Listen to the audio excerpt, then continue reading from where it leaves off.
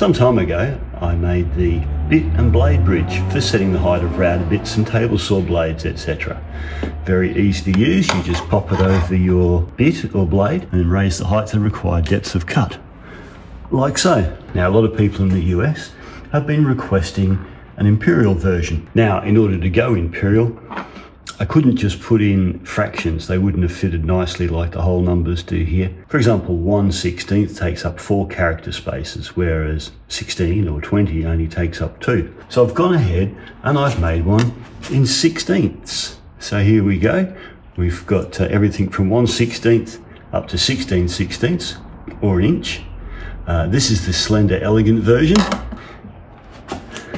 And then I made this more robust version, if you like. It's a bit bigger, but it says very clearly on the top of it that it's 1/16 of an inch. So if you have the metric one as well, you're not going to get the two confused. Now, these were designed in inches in the CAD software and saved as an STL file, which uses inches to try and maintain the accuracy. However, most 3D printing slicer software uses millimeters, and most 3D printers use millimeters. So you'll probably find when you put the STL into your slicer, it's going to want to convert it back to millimeters anyway.